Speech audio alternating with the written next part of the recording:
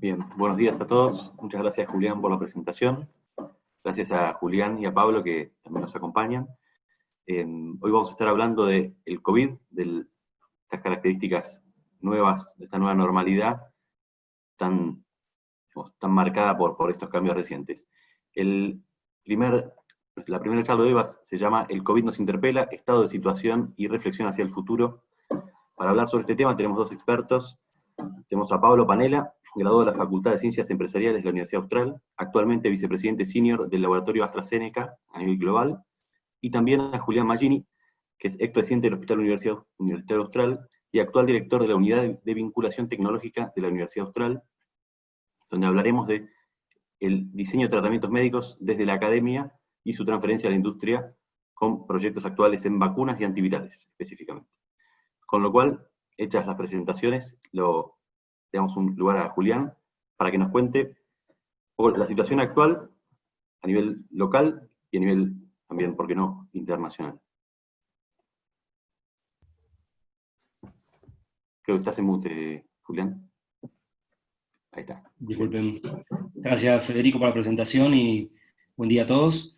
Voy a empezar a compartir pantalla para contarles un poco lo que estamos haciendo. Desde la Unidad de Vinculación Tecnológica nos hemos involucrado en varios proyectos relacionados con COVID, así que con esa experiencia que estamos teniendo ahora les voy a contar cómo estamos viendo y cuáles son los aportes que la universidad está haciendo en este sentido. Este es el culpable de nuestros males en la actualidad, el SARS-CoV-2, que es el virus que causa el COVID-19. El grupo de virus, coronavirus, ya estaba presente, es un grupo, una familia que habitualmente causa enfermedades menores, respiratorias altas, sin mayor complejidad. En las últimas décadas hubo dos brotes importantes de variantes mucho más graves, que fueron el SARS y el MERS, son muy conocidas, se dieron en Asia y en Middle East, el MERS, con una gravedad enorme y con una transmisibilidad relativamente baja, con lo cual no tuvimos grandes problemas fuera de esas regiones. Sin embargo, ahora, otro virus similar a estos anteriores, pero con una característica distinta, cobró muchísima relevancia porque se diseminó en todo el planeta, básicamente porque tiene algunas diferencias en su modo de infectar que lo hacen muchísimo más contagioso, no más mortal, de hecho mucho menos mortal, pero mucho más contagioso con la implicancia que eso tiene.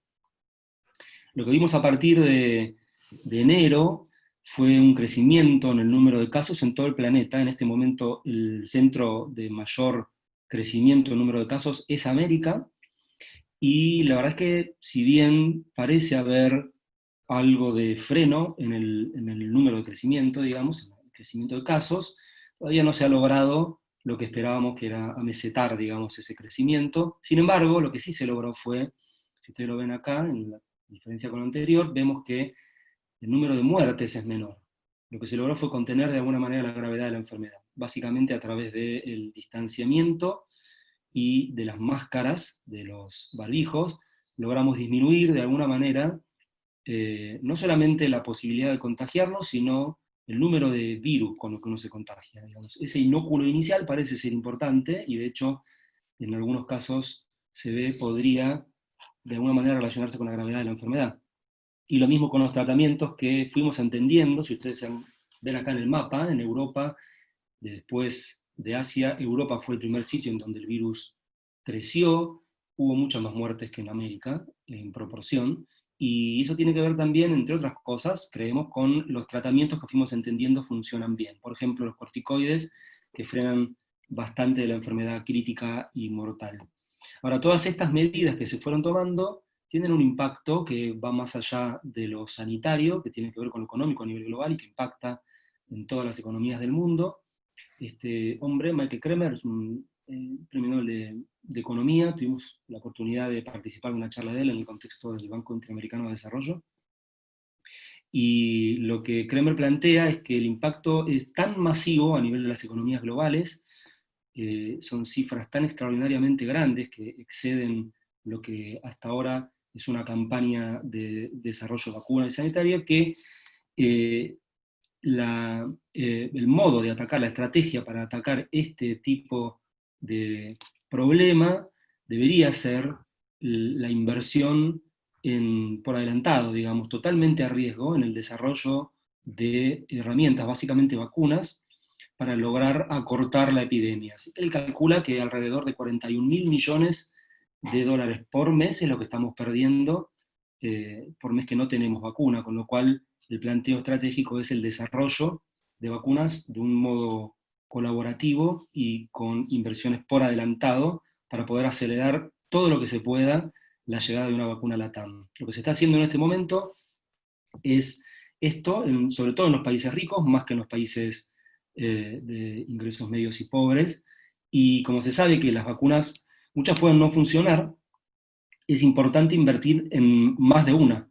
Y lo que están haciendo en general los gobiernos más ricos es invertir en varias vacunas para lograr un mayor número de dosis de lo que correspondería para su población, para asegurarse lo que van a, en definitiva, necesitar llegado el momento de la vacunación. Ustedes lo ven acá, es bastante notable cómo el Reino Unido, Estados Unidos y la Unión Europea están invirtiendo entre 2 y 5 veces su población, o sea, están precomprando entre 2 y 5 veces vacunas para su población, mucho menos los países menos ricos. En LATAM estamos en alrededor de un 40% de la población, en algunas iniciativas específicas, y COVAX, que es una iniciativa global para los países pobres, está buscando crecer hasta 2.000 millones de dosis.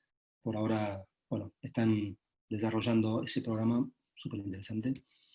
El modelo en que se hace esto es a través de lo que en Estados Unidos se llamó Warp Speed. Me resultó interesante el término Warp, yo no sabía, no soy un fan de Star Wars, parece ser que tiene algo que ver con la curvatura del espacio-tiempo que logran las naves en Star Wars, y Warp Speed se está denominando a la operación del gobierno de Estados Unidos, el Departamento de Defensa, para el desarrollo rapidísimo, de vacunas, buscando desarrollar alrededor de 14 meses, lo que habitualmente es un trabajo que dura alrededor de 70.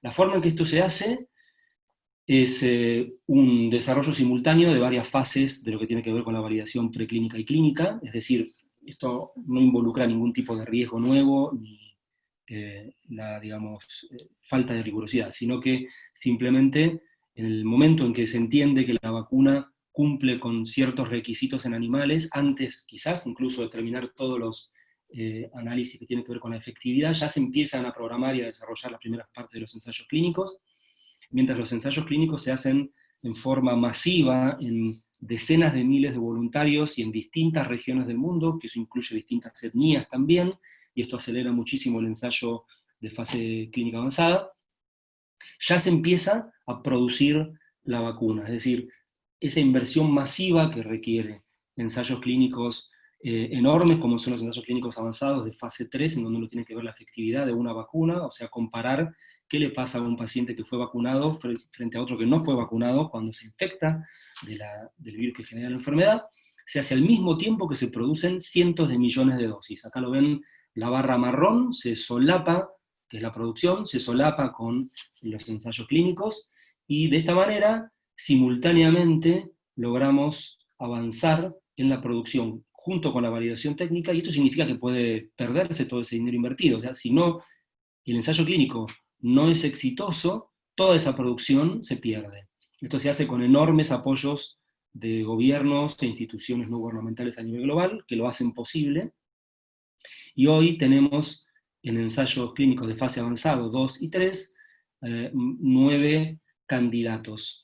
Se sabe que los candidatos en etapas más tempranas, aunque hay muchísimos, más de 200, tienen una chance de llegar al uso en el mercado, digamos, en la población, relativamente baja, abajo del 10%, y esto es por un análisis de lo que se hizo previamente, ¿no? De lo que hay de antecedentes en vacunas. Los últimos, los candidatos que ya están en la etapa final, frontrunners, tienen una chance mucho más alta, que sin embargo no es una certeza de que vayan a funcionar. En este estado estamos ahora. Acá ustedes ven en distintos colores los distintos tipos de tecnologías para el desarrollo de las vacunas, vectores no replicativos, son un grupo de virus, ahora los voy a explicar un poco mejor, que se modifican para funcionar como vacuna, la tecnología de RNA, que es una tecnología completamente nueva, se está desarrollando en este momento, es muy promisoria también, y los virus atenuados, que es algo más tradicional en vacunas. La vacuna que por lo pronto va más rápido a la cabeza y que se espera llegue al mercado, a la población, es la vacuna de AstraZeneca, que se desarrolló junto con Oxford. Están terminando los ensayos clínicos de fase 3 en este último trimestre del año y se espera que la comercialización empiece ya empezando el 2021. Hay tratos hechos con gobiernos de Latinoamérica, con lo cual esperamos que un tiempito después, 6 meses después, esto llegue a Latinoamérica. No soy yo el mejor indicado para decirlo, después tenemos el lujo de que nos hable Pablo de esto. Pero bueno, otras vacunas, Sinovac y Sinopharm, vacunas de origen chino, también están bastante avanzadas. Es un caso aparte el de Rusia, que ha desarrollado con una capacidad tecnológica muy importante y muy sorprendente para muchos. Tienen décadas de expertise en el desarrollo de vectores no replicativos. Han desarrollado esta vacuna combinada con 2 tipos de adenovirus, y que aparentemente también terminarían relativamente pronto, pero están entrando en uso de emergencia antes de terminar los ensayos clínicos. Es una estrategia que ellos han desarrollado y que hasta ahora el resto del planeta no. Bueno, y después, más tarde, estos datos que ustedes ven acá son datos extraídos de las páginas de clinicaltrials.gov, que es lo que declaran las empresas.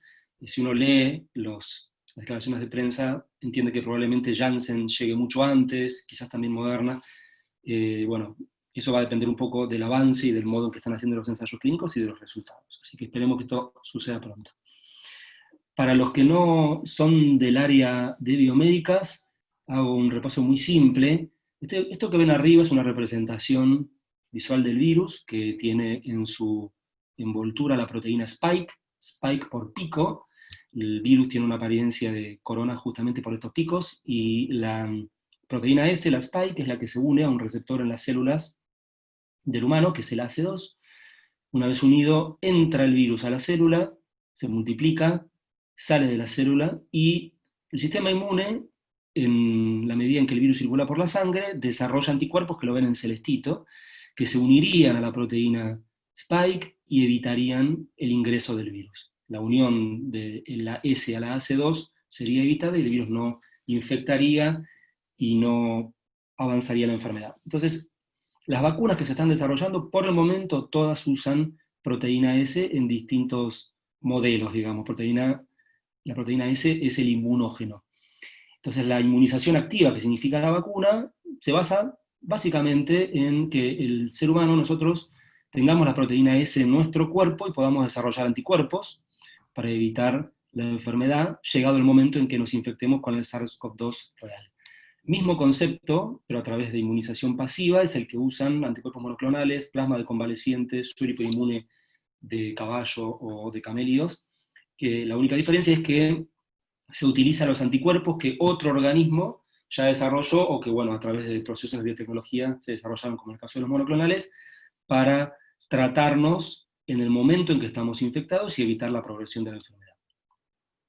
Hablando de la tecnología que hoy está en las vacunas que se están probando, hay 2 particularmente que son muy novedosas porque hasta ahora no se han utilizado en la práctica, pero son tecnologías conocidas en la experimentación. Los adenovirus son virus que habitualmente generan resfríos y enfermedades respiratorias, pero que generan una respuesta inmune muy potente y que son plásticos, digamos. Se les puede insertar parte de la información genética del SARS-CoV-2, básicamente la información genética para producir la proteína S, en el genoma del virus. A través de esto, el virus adeno empezaría a producir la proteína S, con lo cual tendríamos, digamos, una exposición a la proteína S y podríamos desarrollar los anticuerpos. Hoy se están usando distintos tipos de adenovirus, hay muchos adenovirus. CanSino usa el adeno 5, el adeno 26 es el que usa Janssen, Gamaleya, o sea, Sputnik 5, la vacuna rusa, usa una combinación de los 2. AstraZeneca y Oxford están usando un chimpancé adenovirus, que tiene algunos privilegios porque no fuimos nunca infectados por este tipo de virus, con lo cual podríamos no tener una respuesta previa frente a este virus. Ahora voy a explicar un poco de eso. Otra tecnología es la de nanopartículas lipídicas cargadas con RNA, en el cual está la información de la producción, para la producción de la proteína S. Esta tecnología es completamente nueva, es la tecnología de Moderna, de Pfizer.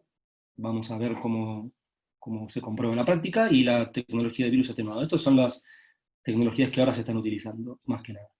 Las preguntas que hay que responder es, ¿la inmunidad que se desarrolla nos va a proteger de la enfermedad? Tenemos que ver los ensayos clínicos. ¿Cuánto tiempo dura esa protección? ¿Son seguras estas tecnologías nuevas? A priori, aparentemente sí. Y si es posible logísticamente lograr esto, por la complejidad que pueda tener el mantenimiento de esto, la cadena de frío, etc. Entonces, hoy día, por las tecnologías que tenemos, la evaluación va a estar puesta en la respuesta inmune que se desarrolle, tanto por anticuerpos como respuesta celular. La respuesta inmune es lo que va a defendernos del virus después.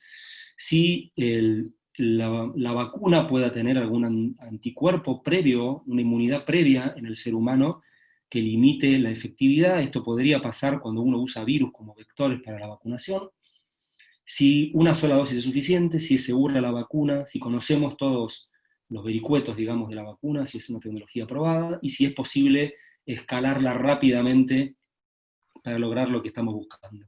De todas las tecnologías que hoy están circulando, y esto lo digo, digamos, a título, si uno quiere, de evaluación de la tecnología, pero hay que verlo en la práctica después, parecen ser los vectores no replicativos adenovirales los que mejor performance fueran a tener a priori. Nosotros en la universidad estamos trabajando con un vector, estamos colaborando con un grupo de investigación, que en realidad es externo de la universidad, para el desarrollo de una vacuna basada en adenovirus, modificado en distintas formas para evitar estos anticuerpos que pudieran estar en nosotros los humanos y que pudieran neutralizar la vacuna por haber sido expuestos a otros adenovirus previamente, aumentar la potencia, estamos logrando esto a través de distintas técnicas de biología molecular, lograr que esa potencia nos lleve a poder usar una sola dosis de la vacuna y una dosis menor de la vacuna para tener menos exposición a estos vectores adenovirales, y generar una respuesta a mediano y largo plazo.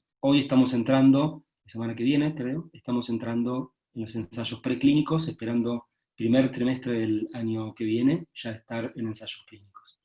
Sin embargo, la complejidad de esta enfermedad hace que muchos no vacunados hasta que esté la vacuna, algunos vacunados que no respondan a la vacuna, o los que no pueden ser vacunados por razones de inmunocompromiso, o que no respondan de la forma adecuada, digamos, a la vacuna, contraigan la enfermedad y lleve esto a una enfermedad crítica. La enfermedad se está comprobando cada vez más, tiene muchísimas variantes de criticidad. Entonces creemos que es muy importante desarrollar un tratamiento.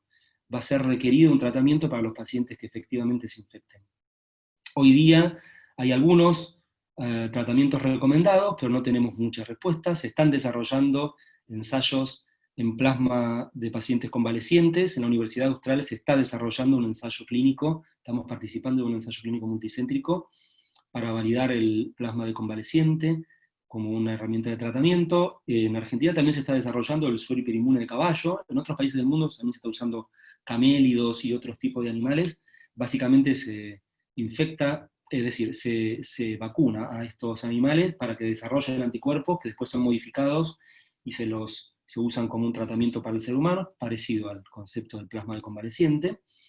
Y otra alternativa que nosotros también estamos trabajando es a través del desarrollo de pequeñas moléculas, no biotecnología, sino moléculas que hoy estén en el mercado, pero que tengan otro uso, que tengan otras, digamos, son distintas estructuras que se usan para otro tipo de enfermedades, pero que puedan tener un efecto como antiviral para esta enfermedad. Entonces, a través de una approach de Computer-Aided Drug Discovery, de descubrimiento, digamos, de fármacos asistidos por computadora, estamos trabajando en el Instituto de Inteligencia Artificial junto con la Facultad de Ingeniería y el Instituto de Medicina Translacional. Son 3 unidades, un laboratorio de investigación, que es el laboratorio de Claudio Cavazotto.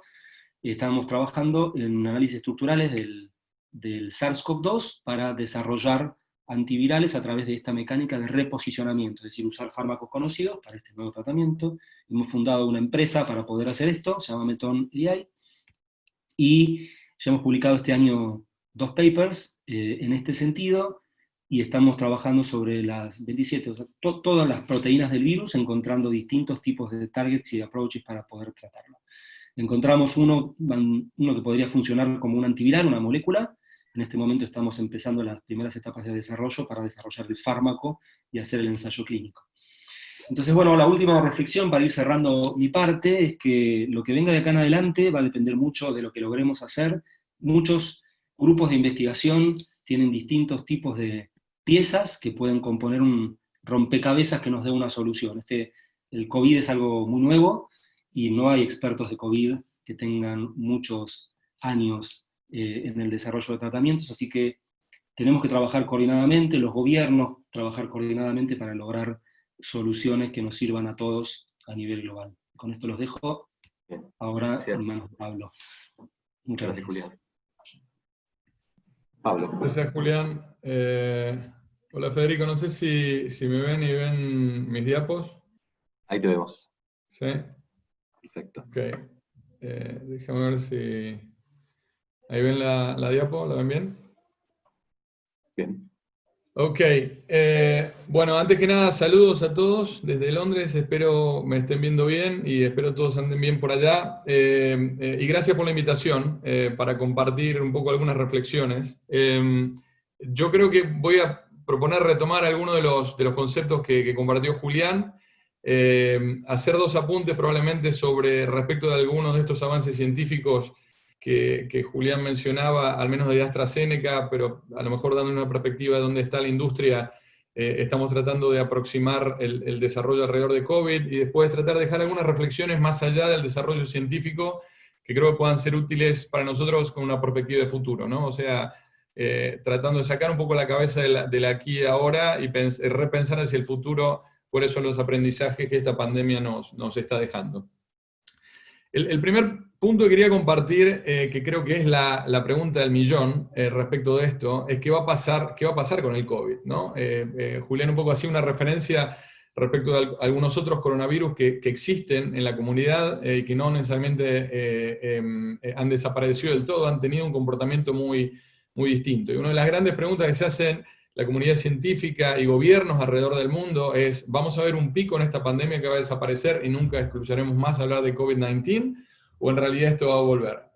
Hay algunas publicaciones sobre otros coronavirus humanos, y lo que tienen acá es un abstract que fue publicado en Estados Unidos tratando de ver el comportamiento de otros coronavirus, en donde, digamos, se ve que en este caso, en estos virus, ¿sí? En realidad no es que han desaparecido, y en algunos casos tienden a tener un comportamiento estacional. Con lo cual, al menos desde AstraZeneca a nivel global, estamos trabajando en un desarrollo científico asumiendo de que en realidad vamos a poder vencer a esta pandemia, pero esto es algo que vamos a tener que seguir aprendiendo a manejar y controlar, idealmente tratando de cronicizarlo, pero de evitar los significativos impactos que a nivel sanitario y económico tiene, ¿no? Y con esta perspectiva, digamos, los 3 grandes campos que estamos atacando tienen que ver de derecha a izquierda, si lo queremos, con el tema de vacunas, y Julián tocó sobre esto, y ahora vamos a hacer dos apuntes.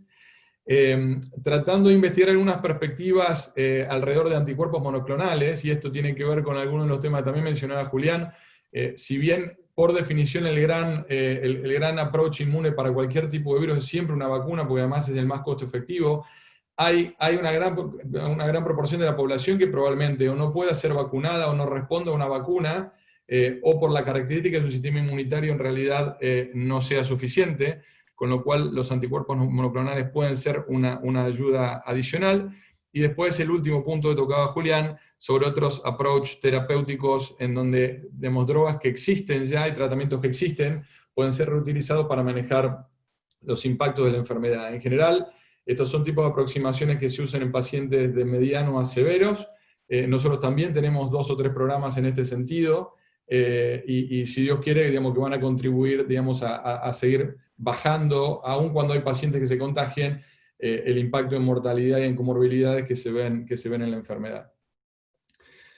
Metiéndonos un poquitito de lleno en la vacuna, no voy a entrar en el detalle porque creo que Julián lo explicó mucho mejor que yo. La vacuna que AstraZeneca, a través del acuerdo con la Universidad de Oxford, está desarrollando a nivel global, tiene esta particularidad de tener un adenovirus como vector. En el caso de nuestra vacuna, es un adenovirus de chimpancé, que lo que permite es evitar que este adenovirus primero sea reconocido por el sistema inmune y lo ataque cuando una persona es vacunada, pero además está modificado de forma tal de no ser replicante, ¿sí? Entonces, en realidad no tiene posibilidad de expandirse en definitiva en el organismo, pero sí lleva un poco esta bandera, que es la proteína S que hablaba Julián, que es lo que genera la respuesta inmune del organismo para que el organismo pueda desarrollar anticuerpos y eventualmente ser capaz de defenderse de una infección cuando el día de mañana la persona potencialmente esté infectada por el COVID-2. Como probablemente saben, porque esto es información pública, este es uno de los trials que está más avanzado. A nivel global ya estamos en una fase clínica avanzada, que se llama de fase 3, en distintos países, con más de 10.000 pacientes. Se está por empezar un ensayo similar en Estados Unidos con 30.000 pacientes. Y básicamente creo el mensaje de esto tiene que ver con la velocidad, el rigor y además la profesionalidad en donde todos los investigadores a nivel mundial están tratando de llevar adelante este desarrollo clínico y la necesidad de esperar en definitiva los resultados, ¿sí?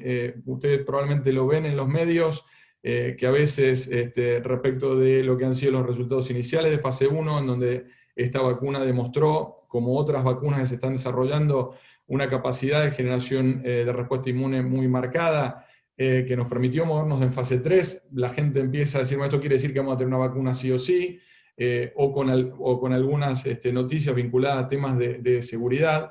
La realidad es que todas las conclusiones que se puedan sacar en cualquier desarrollo clínico, y esto aplica a la vacuna, solamente se pueden hacer con los resultados finales en la mano, cuando se pueden analizar datos en grandes poblaciones. Nunca la respuesta de un paciente o dos pacientes en definitiva nos da una indicación, con lo cual todos seguimos trabajando con esto, pidiendo paciencia, pero tratando de acelerar lo más posible, entendiendo el impacto social que esto tiene, y esperamos que sobre fin de año podamos tener estos datos y saber si tenemos una vacuna que sea viable, tanto desde el punto de vista de eficacia y de seguridad, junto con los más de 130 programas que se están desarrollando a nivel global. El segundo punto que quería compartir, porque tal vez es menos conocido, es este tema que hablábamos de cuáles son las otras aproximaciones terapéuticas que se pueden hacer para complementar la protección de una vacuna, y claramente el de anticuerpos monoclonales es una de ellas. Sin entrar en el detalle, como pueden ver acá, básicamente los anticuerpos son moléculas que, si una vacuna en realidad lo que intenta es entrenar al sistema inmune del organismo para que aprenda a detectar un virus en el futuro y poder eliminarlo y evitar una infección, lo que hace el anticuerpo en realidad es proveer como si fuera un instrumento adicional al sistema inmune natural de la persona para tener más herramientas para evitar que esa infección se propague o empeore, esencialmente. La acción es mucho más inmediata que el de una vacuna, si bien la duración puede ser variable dependiendo del tipo de anticuerpos que estemos hablando, y el tipo de personas a la cual se puede considerar para este tipo de anticuerpos, y ahora lo vamos a comentar, tiene que ver tanto para personas que aún no han sido infectadas, como personas que ya han sido infectadas, para tratar de reducir el impacto de la enfermedad. En el caso de AstraZeneca, nosotros estamos desarrollando un cóctel de anticuerpos monoclonales. Esencialmente son dos anticuerpos que se apoyan en la proteína S, esta que describía Julián, básicamente tratando de evitar la propagación del virus, ¿sí? Creemos que a partir de la selección de anticuerpos monoclonales que hemos hecho, y estos han surgido a través de un acuerdo con la Universidad de Vanderbilt en Estados Unidos, estos tienen una gran capacidad de eficacia. Básicamente lo que esto hace es producir una cosa parecida a lo que se intenta con el plasma convaleciente, pero con una potencia mucho más grande, de una manera mucho más sencilla. En algunos de estos casos estos anticuerpos se pueden dar a través de una inyección simplemente, y potencialmente con menos riesgo desde el punto de vista de eficacia. ¿Okay? Con lo cual, La idea es estudiar estos anticuerpos, y como les decía, en el caso del de AstraZeneca, nosotros estamos ya en fases clínicas tempranas, esperando entrar en fase 3 sobre fines de este año. Se están estudiando en estos dos grandes settings, ¿no? Tanto la parte de prevención, y si ustedes ven un poco el desarrollo de lo que es la fase de contagio del virus, hay una fase de prevención en individuos que están a riesgo de contraer una infección con COVID, o han sido expuestos al COVID, pero todavía son negativos en un test, tanto como en la fase de tratamiento, que son pacientes que desde menos sintomáticos a pacientes más sintomáticos o hasta hospitalizados. Lo que se trata es que este tipo de tratamientos ayuden a morigerar el impacto de la enfermedad. Y como les decía, ¿por qué esto es importante? Bueno, es importante porque típicamente en población más anciana nosotros sabemos que en realidad la respuesta a las vacunas es menor, porque tienen un sistema inmune no tan activo como el de personas más jóvenes, personas inmunocomprometidas, como hablaba Julián, pacientes que están teniendo tratamiento con enfermedades graves, etcétera, etcétera, pueden ser candidatos ideales a poder beneficiarse de este tipo de tratamientos complementariamente o en vez de tener la vacuna. ¿Okay? Ahora, todo este tipo de desarrollos obviamente tienen un valor en la medida en que están siendo disponibles a nivel global, y creo que Julián explicó esto muy bien. Esta es la foto, en definitiva, desde una perspectiva de AstraZeneca, en el esfuerzo titánico que realmente estamos haciendo para, en paralelo de desarrollar estas terapias, hacerlas disponibles. Y yo creo que a nivel global, y esto cada semana, digamos, varía, tenemos más de 2 billones de dosis comprometidas en diversos acuerdos público-privados a nivel mundial. Yo creo que una de las particularidades que probablemente tiene el esfuerzo que estamos tratando de hacer desde AstraZeneca no es solamente el qué, que yo creo que todos estamos un poco en esto, pero también el dónde y la cobertura que esto tiene. Desde el inicio hemos querido tener la visión más social y humana posible, en el sentido de asegurarnos de que no solamente los países desarrollados pudieran tener acceso a una vacuna, si es que la vacuna es eficaz, y por eso que ustedes ven que más allá de los acuerdos en el hemisferio norte, a través de acuerdos con CEPI, Gavi, con el Instituto Serum de India, y últimamente con acuerdos que hemos complementado en Rusia y Latinoamérica, estamos tratando de viabilizar esta vacuna, si fuera eficaz, lo antes posible para todos, digamos, ¿no? Y hemos comentado que en la fase de pandemia, adicionalmente vamos a hacer la vacuna disponible al costo para que sea accesible.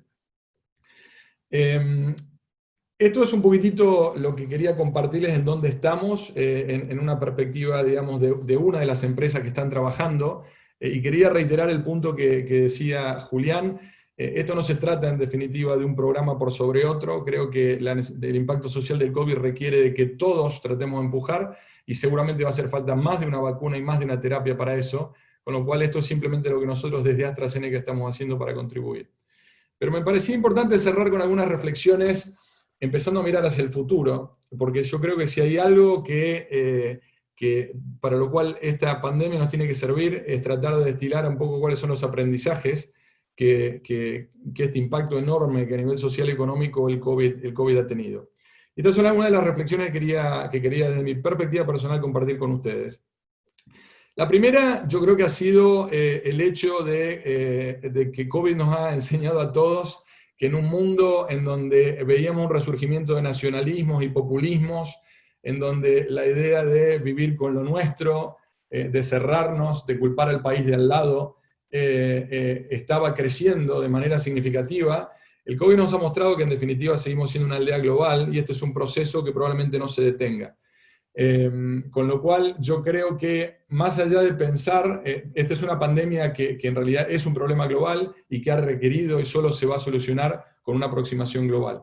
Con lo cual creo que la reflexión es más que cuando empezamos a pensar soluciones hacia el futuro, no solamente sanitarias, pero también políticas y económicas, el foco de todos tiene que ser mucho más en plantearnos no si tenemos que integrarnos con el mundo, sino cómo tenemos que integrarnos con el mundo, ¿no? Cuáles son los skills, las capacidades que tenemos que desarrollar para hacerlo de manera inteligente, porque la globalización es algo que va a seguir hacia el futuro.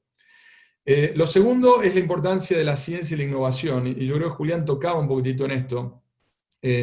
Y esto está claro de que si ustedes ven el desarrollo económico, pero además socio-humano, de los países que mejor están capeando este temporal, son precisamente los países que han invertido en una base tecnológica de innovación más fuerte, más potente. Desde ya que la generación de capital humano intelectual es la base del crecimiento que estamos viendo en todos los países y es probablemente el nombre del capitalismo del siglo XXI.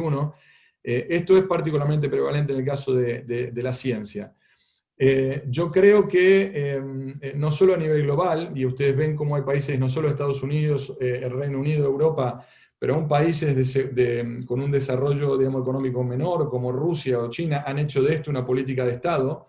Yo creo que es un poco un llamado de atención para nosotros en Argentina, para poder potenciar nuestra base de innovación. Creo que tenemos una base de investigación básica fuerte, pero que claramente tiene que ser acelerada de manera exponencial a nivel de investigación aplicada, y poner los mecanismos que en realidad permitan vincular, en esto que en el mundo desarrollado se llama el triángulo dorado, digamos, de vincular academia con industria y con gobiernos, para lograr que esto se traduzca en innovación con un impacto en el mundo real, ¿sí? Trabajando sobre los sistemas de patentes, trabajando los sistemas de financiamiento, apoyar emprendedurismo a nivel local, etcétera, etcétera. Yo creo que esto es una lección clave del COVID. Y esto está vinculado mucho sobre cómo atacamos estos problemas y el poder de la colaboración. También en un mundo en donde vemos, en Argentina lo llamamos grieta, en otros lados lo llaman de otra manera, pero este no es un problema argentino, ¿sí? Vivimos en un mundo cada vez más polarizado, en donde en realidad tratamos de separar en vez de unir, y si hay una forma en donde todos vamos a poder salir de esta pandemia, ha sido justamente en colaborando más, ¿sí? La forma en que la ciencia ha logrado avanzar y recortar 5 o 6 veces los desarrollos científicos ha sido justamente vinculando bases científicas a nivel mundial, disponibilizando bases de datos, poniendo recursos globales a disposición. Lo mismo los gobiernos, los países que están manejando mejor esta pandemia son aquellos que han colaborado mejor hacia afuera y hacia adentro, con lo cual yo creo que esta es una lección importante en un mundo cada vez más polarizado que COVID nos deja, ¿no? La importancia de colaborar en vez de desunir. Para todos ustedes que están trabajando en ámbitos no vinculados solamente al sistema sanitario, creo que es importante reconocer que COVID ha acelerado y cambiado muchas de las bases de los contratos sociales y laborales en la manera de que todos operamos en la sociedad. Creo que algunas de estas cosas ya estaban pasando, ¿sí? Ver cómo las personas en realidad estaban saliendo de las grandes urbes, hacia afuera de las grandes ciudades, empezando a potenciar rutinas como el teletrabajo, era algo que ya veíamos, pero esto se ha multiplicado por 5 o 10 veces, ¿no? en términos de velocidad. Con lo cual creo que COVID nos deja acá una reflexión sobre si alguno de los esquemas sobre los que veníamos operando, más vinculados a los años 70 que al siglo XXI, van a seguir siendo viables a nivel de los contratos sociales, de los acuerdos sindicales, del manejo de riesgo de trabajo, por ejemplo, ¿sí? Si yo voy a tener que en realidad estar trabajando en mi casa 2 o 3 días por semana, ¿siguen siendo válidos esos mismos marcos o no? Pero también trabajar en cómo nosotros hacemos que una fuerza laboral siga estando motivada, integrada, incentivada, en un esquema en donde a lo mejor no necesariamente voy a estar contactándome de manera personal a diario con alguno de mis colegas, o en donde muchos de mis colegas pueden estar esparcidos por el mundo generando un proyecto común. Con lo cual creo que es algo que COVID nos está inventando a repensar, y es algo que es mejor que empecemos a hacer ahora en vez de dentro de 20 años. Y por último quería dejarle una reflexión sobre la necesidad de trabajar sobre la preparación pandémica. Esto es algo que está muy en boga en Europa, en donde la Unión Europea ya ha lanzado un programa de lo que ellos llaman System Readiness, ya no para atacar el COVID, pero decir, claramente el COVID nos ha mostrado que el mundo no estaba listo para atacar las pandemias y manejarlas bien. ¿Qué tenemos que empezar a hacer ahora para evitar que en una nueva pandemia tengamos los mismos efectos?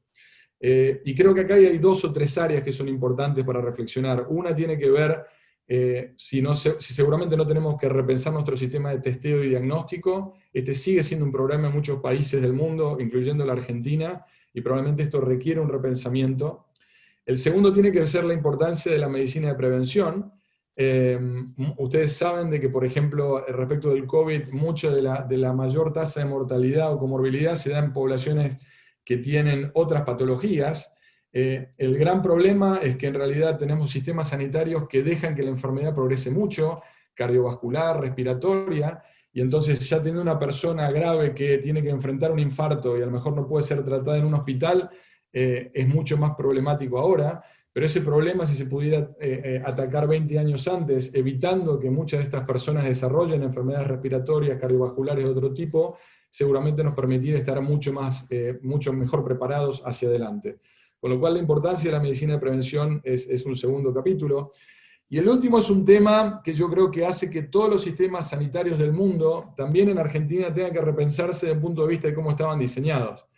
Nosotros hemos crecido en un mundo en donde el paciente tenía que ser traído al sistema sanitario, ¿sí? Yo tenía que ir a ver a mi médico, al hospital, o tenía que ser tratado cuando tenía una intervención.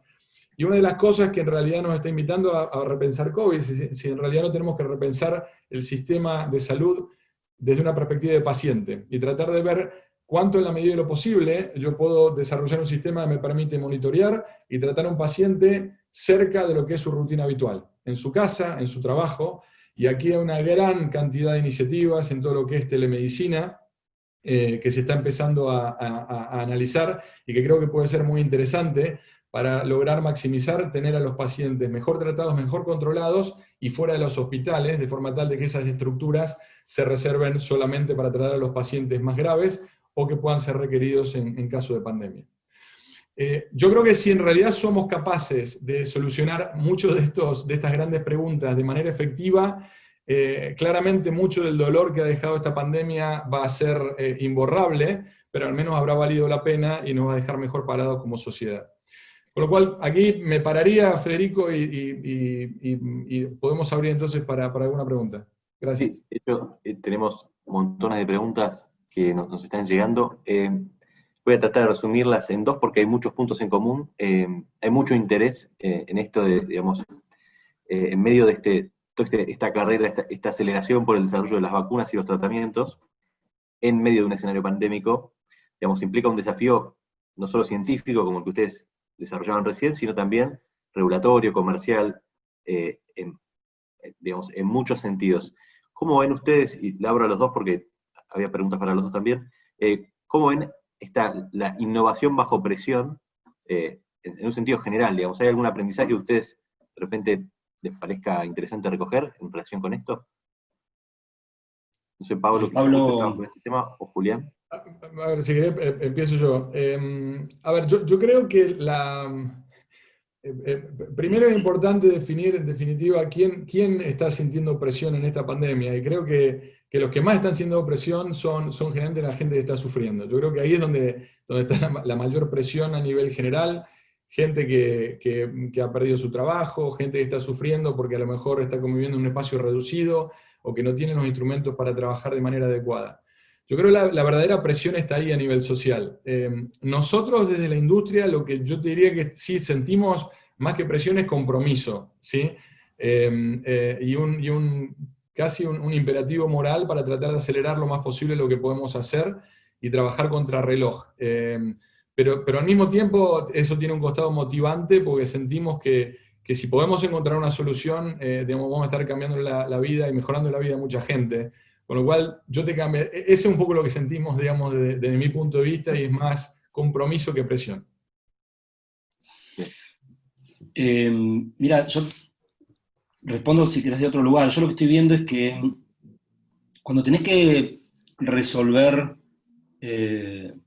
problemas nuevos y tan acuciantes, tenés que tomar piezas bien fundadas y bien evaluadas y sopesadas que ya tenías previamente, en lugar de crear piezas nuevas. Me parece que hay que ser creativo en el modo de reestructurar capacidades existentes y ser inteligente en encontrar las respuestas ágilmente a través de colaboración entre grupos que son partes de una solución. Me parece, ahora, por ejemplo, para darte dos ejemplos, simplemente los modelos de desarrollo que fueron creciendo y profesionalizándose mucho a nivel de desarrollos matemáticos y de software para resolver, para pharma, digamos, para ágilmente el desarrollo de nuevas tecnologías, la biotecnología que creció en los últimos 20 años muchísimo, pero que en esa madurez todavía hay un pipeline enorme por desarrollar y que ahora se está acelerando. Me parece que es si vos querés, si en este momento no lo hacemos nunca. Reunir todas estas partes, estas voluntades, abrir un poquito lo que teníamos escondido y colaborar, yo creo que es la forma más inteligente de hacerlo. Me parece que, de lo mismo que hablaba Pablo, establecer lazos de colaboración, y yo creo que, de hecho, Astra me parece que es un ejemplo extraordinario. Uno sabe que Oxford es una usina de desarrollos en ese sentido, Astra está trabajando con Oxford, Vanderbilt nombraste recién. Desarrollos de distintas tecnologías en un año. Pablo, ustedes están desarrollando tecnologías que son muy novedosas. Tratamientos con monoclonales para enfermedades virales, eso nunca se hizo. Entonces, y una vacuna basada en adenovirus, el modelo ágil de desarrollo de tecnologías utilizando marcos colaborativos, yo creo que es una respuesta interesantísima, y capaz podemos poner en valor todas esas capacidades científicas existentes para resolver problemas reales, ¿no? Y poder aportar desde ese lugar que ya tenemos y valorizar esas capacidades que realmente tenemos a través de un marco de colaboración de este tipo. Dijiste una palabra clave, Julián, que es colaboración. Hay una sensación, de hecho se ve reflejado también en las preguntas, de que la comunidad científica pasó a trabajar de una forma más integrada. ¿Ustedes creen que este puede ser un aprendizaje, digamos, de todas las reflexiones que mencionaba Pablo, digamos, donde había mucho de esto? Y es algo que no solo, digo, la industria de la salud hoy está en el escenario, está todo el mundo, está mirando cada avance, cada desarrollo, pero el resto, digamos, de los sectores creen que podrían tomar, ¿cuáles son, digamos, estos nuevos esquemas de colaboración? ¿Cómo ustedes ven que se aplican y qué aprendizaje podríamos tomar aquellos que quizás estamos en otras industrias? ¿Cómo lo ven en ese sentido? Pablo, ¿querés hablar o...? A ver, te doy mi perspectiva. Hay un... por definición, yo creo que uno tiene que empezar partiendo de la base de que nadie puede tener todo el conocimiento. De la época digamos, del Renacimiento, ya no existe más la posibilidad de que una persona tenga todo el conocimiento mundial en una sola cabeza, o en una sola empresa, o en una sola entidad. Con lo cual, si vos estás convencido de eso, tenés que partir de la base de que solamente agregando experiencias, información, conocimiento y evidencia, y poniéndola, digamos, a disponibilidad de todos de la manera más rápida posible, es la mejor manera de acelerar y tener un impacto en cualquier cosa que hagas. Esto claramente es, y algunos ejemplos los dimos, ¿no? Lo que estamos tratando de hacer en el tema de ciencia de la salud, pero Federico, creo que esto aplica a cualquier ámbito, ¿sí?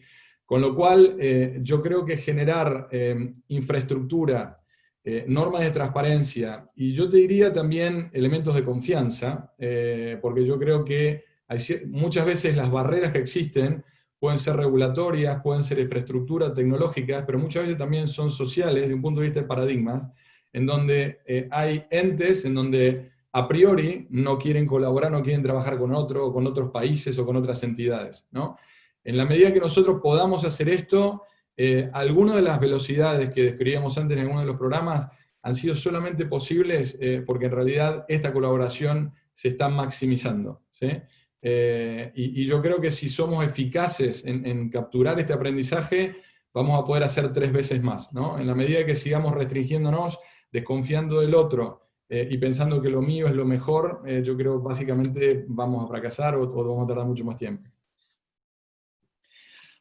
Sí, y me parece que esa reflexión que vos haces es muy interesante, porque hay distintos paradigmas de trabajo en distintas partes de la sociedad. No es lo mismo, el ejemplo más claro creo yo es que Milsten desarrolló los monoclonales y Argentina creo que no cobra ninguna patente de monoclonales, ¿no?